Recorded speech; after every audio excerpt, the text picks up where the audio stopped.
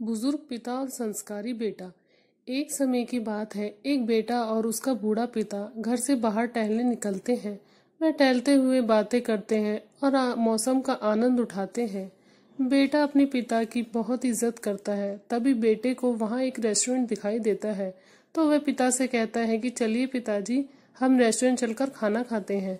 दोनों रेस्टोरेंट जाते हैं और खाना ऑर्डर करते हैं। पिता और बेटा खाना खाते हुए बातें करते हैं।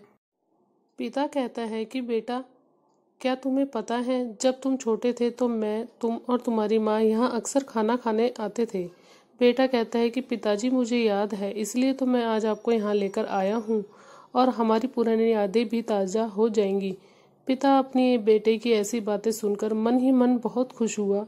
फिर दोनों खाना खाने लगे। खाना खाते समय पिता के हाथ से खाना गिर जाता है और उनके कपड़े गंदे हो जाते हैं। ये देखकर वहां बैठे हुए लोग हंसने लगते हैं, लेकिन बेटे को कोई फर्क नहीं पड़ता। दोनों आराम से अपना खाना खाने लगते हैं। जब दोनों खाना खा लेते हैं, तब बेटा बड़े आदर के साथ पिता का हाथ पकड़ता है और उन्हें वॉशरूम ले जाता है। तो फिर से रेस्टोरेंट के सारे लोग उन्हें देखकर हंसने लगते हैं। बेटे को इस बात से कोई फर्क नहीं पड़ता। वॉशरूम में जाकर वह पिता के कपड़ों में लगा दाग साफ करता है और उन्हें हाथ पकड़कर बाहर लाता है। बेटा खाने का बिल मैनेजर को देता है और वहां से जाने लगते हैं। तभी मैनेजर बेटे को कहता है कि सर, आप यहाँ कुछ भूल रहे हो।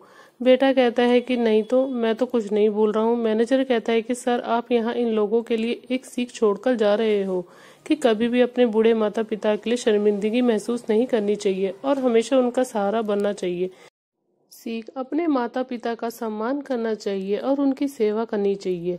आशा करती हूँ आपको ये कहानी अच्छी लगी होगी। कहानी अच्छी लगी तो चैनल को सब्सक्राइब करें।